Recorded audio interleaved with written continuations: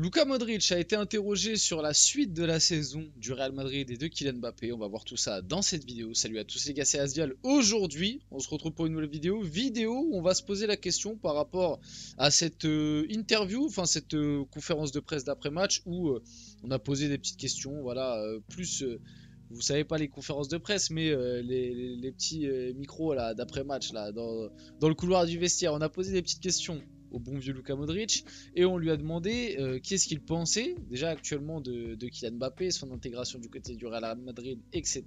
Et est-ce qu'il pensait que la suite de la saison pourrait s'améliorer? Et c'est la question un peu qu'on va se poser dans cette vidéo, est-ce que finalement Mbappé peut encore sauver sa saison et peut rebondir d'ici la fin pour au final faire une première saison acceptable du côté du Real? Parce que pour le moment les débuts était, on va dire, acceptable justement, beaucoup protégé par la presse espagnole, il n'y avait pas trop de critiques, mais là, sur le dernier mois, depuis le dernier rassemblement et l'escapade suédoise, on va pas se mentir que ça s'est beaucoup inversé, et surtout le 4-0 lors du Classico qui a fait très mal. Mais avant que la vidéo commence, n'hésitez pas à la liker, à commenter, à partager et à vous abonner, ça fait toujours plaisir et ça aide pour le développement de la chaîne. Et dans cette vidéo, il y aura aussi de l'actu du Real Madrid, les mecs. Il y aura aussi de l'actu du Real Madrid. Donc voilà, par rapport à ça, n'hésitez pas. On va y aller directement, parce que je pense qu'il y a pas mal de choses à dire. Donc voilà, Luka Modric, qui a été interrogé sur Kylian Mbappé, il a répondu: ne doutez pas de Mbappé, je suis sûr qu'il nous aidera beaucoup à l'avenir, il montrera à tout le monde pourquoi il a été et est toujours l'un des meilleurs joueurs du monde. Vous voyez, encore une fois, Luka Modric le dit. Parce qu'en fait, certains aussi, vite fait, je fais une petite aparté là-dessus, parce qu'il y en a certains, vous êtes vraiment des hypocrites. Non, il y en a certains, vous êtes des hypocrites. Il y en a certains, vous êtes des hypocrites, parce qu'en fait, maintenant, quand on critique Mbappé et qu'on sort l'excuse de, il y a quelques années, on nous disait que c'était le meilleur joueur du monde, hein, donc on a le droit de le critiquer, vous l'avez mis trop, etc. Il y en a maintenant, vous retournez vos vestes, vous êtes en train de dire, mais n'importe quoi, Mbappé, on n'a jamais dit que c'était le meilleur joueur du monde. Vous mentez. Vous mentez, je vais pas remonter vos tweets ou vos commentaires ou je sais pas quoi. Il y a quelques années, et il n'y a pas besoin de remonter à il y a 5 ans. Il y a 2 ans, Coupe du Monde 2022, la moitié des Français, bon, peut-être que j'extrapole un peu. Allez, un quart des Français, ils écrivaient et même un quart des fans de Mbappé, enfin bref, vous avez compris, un quart, on va dire, de la planète football, t'expliquait que Mbappé c'était le meilleur joueur du monde et que il était à la table de Messi et Ronaldo. Il y a encore de cela quelques mois, pas quelques années, quelques mois.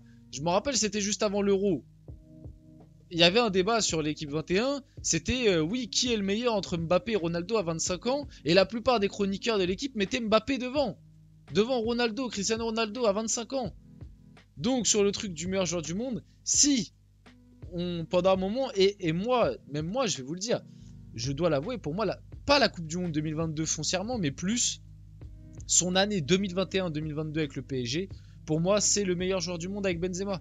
Tu vois, pour moi, c'est Benzema en 1, parce que Benzema, le parcours en LDC est complètement fou. Et derrière lui, c'est Mbappé. Et pour moi, les deux étaient à un niveau équivalent. C'est juste que Benzema, il fait ce parcours extraordinaire avec le Real Madrid en Ligue des Champions. Mbappé, il avait fait un huitième de finale de fou furieux. Mais bah, le Real élimine le PSG au final. Mais pour moi, Mbappé, cette année-là, il n'y a rien à dire. C'était un monstre. Mais depuis, il y a eu la Coupe du Monde 2022 où pareil, il était très fort. Très fort. Rien à dire. Mais depuis, sinon, on a alterné le chaud et le bien moins chaud, surtout là depuis l'après Coupe du Monde 2022, où pour moi, les performances sont très compliquées.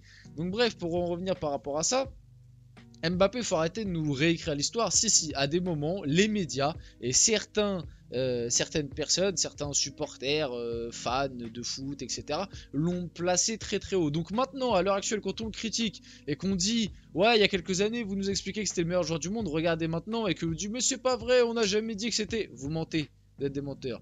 Pour en revenir à ce truc-là, vous voyez, même Luka Modric le dit, c'est toujours l'un des meilleurs joueurs du monde. Bah non. Non. Non, Lucas, tu te trompes. Mais sur la question du est-ce que Mbappé peut un petit peu sauver sa saison et à l'avenir s'imposer du côté du Real, bon, pour les années à venir, je m'en fais pas en vrai. Je vous dis la vérité, je pense vraiment. Et déjà, moi, je vous dis, hein, je suis très surpris du début de saison de Mbappé parce que pour moi, ce que je disais l'année dernière, je voyais le fiasco, mais je voyais surtout le fiasco principalement en Ligue des Champions.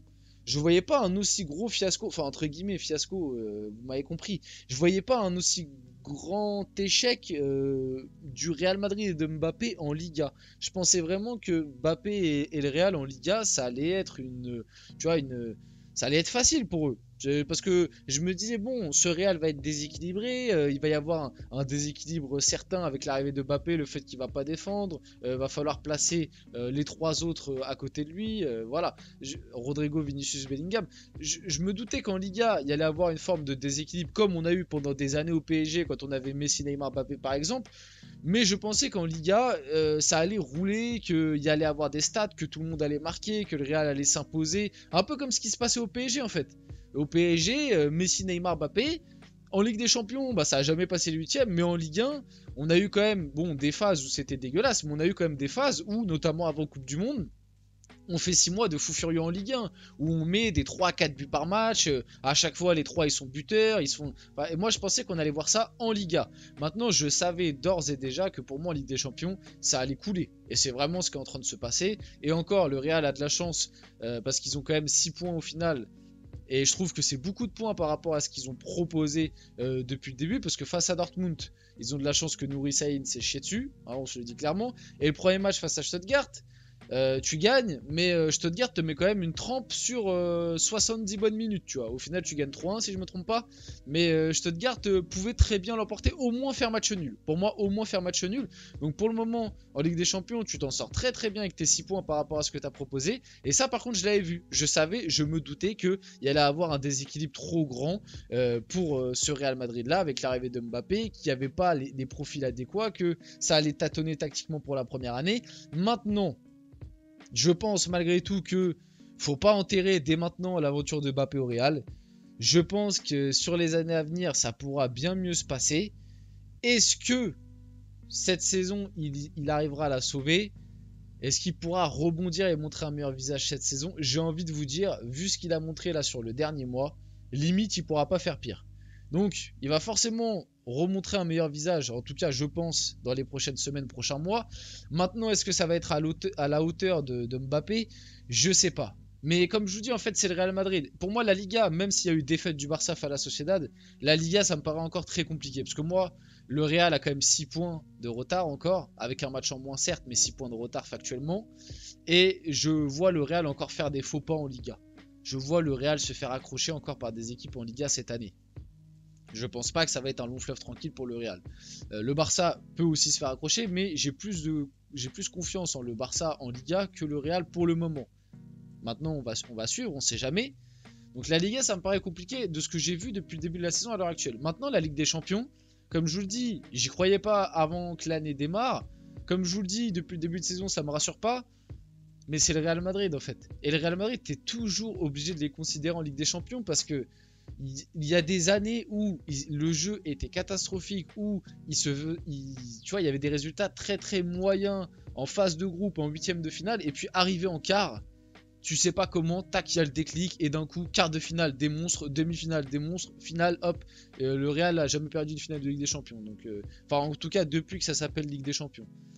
Donc ouais, la Ligue des Champions, il faut toujours considérer le Real. Et puis au final, même si Mbappé, imaginons, il fait pas une saison de fou individuellement, mais qu'au final, à la fin de l'année, le Real prend la Ligue des Champions.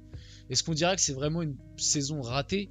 Je pense pas. Il sera peut-être pas Ballon d'Or, du coup, ce sera peut-être quelqu'un d'autre à côté de lui. Peut-être qu'il aura le démon par rapport à ça, parce que monsieur est très très frustré quand c'est pas lui la star et il a ce côté un peu égoïste. Maintenant, est-ce qu'on dira que c'est une première saison ratée? Bah, je suis pas sûr, parce qu'au final, il prendra quand même la LDC, tu vois. Bon, maintenant, pour que le Real prenne la LDC, on en est encore loin, mais cette année, t'as pas de grands favoris en Ligue des Champions, parce qu'au final, City, c'est un peu la crise, le Real, c'est un peu la crise. Le Barça, c'est bien, mais ça reste un jeune projet qui vient de démarrer. Donc en Ligue des Champions, tu sais jamais, et il y a beaucoup de jeunesse côté Barça. Et tu vois, par exemple, ils ont perdu contre Monaco en LDC. Bon, il y a eu carton rouge et tout, mais voilà. Finalement, ouais, c'est peut-être Liverpool à l'heure actuelle, l'équipe la plus en forme. Mais pareil, tu vois, Liverpool, nouveau coach, même s'il y a une ossature forte, mais tu vois, tu sais jamais. La Ligue des Champions, c'est la compétition où il peut tout se passer, et des fois, l'expérience prime plus que la dynamique ou le niveau de jeu depuis le début d'une saison, tu vois. Des fois, tu as des joueurs, il te faut des joueurs un peu d'expérience, un petit peu de vice, un grand attaquant et un grand gardien, et puis ça suffit pour aller chercher une LDC, là où des championnats, etc., il faut un peu plus proposer du jeu. Donc bref, la saison est encore longue. Pour moi, Mbappé, de toute façon, avec ce qu'il vient de produire là sur le dernier mois, il peut pas faire pire. Et s'il fait pire là, déjà que c'est inquiétant, mais s'il fait pire que ce qu'il vient de proposer là sur le dernier mois, là, faudra vraiment s'inquiéter fortement sur son niveau de jeu. Mais on n'est pas à l'abri que le Real nous fasse encore une surprise en LDC et qu'au final on se dise bon, la première saison de Mbappé est pas une réussite, mais c'est pas un échec non plus. Donc voilà, maintenant la question aussi en équipe de France, Mbappé il a beaucoup brillé à des moments de sa carrière grâce à l'équipe de France. Là, le fait qu'il ne veut plus venir, je suis pas sûr que ce soit positif pour lui, mais bon, c'est son choix de carrière quoi. On finit la vidéo là-dessus. J'espère que cette vidéo vous a plu. Si c'est le cas, n'hésitez pas à la liker, commenter, partager, vous abonner. Les gars, c'était Azial. On se retrouve très rapidement pour une prochaine vidéo.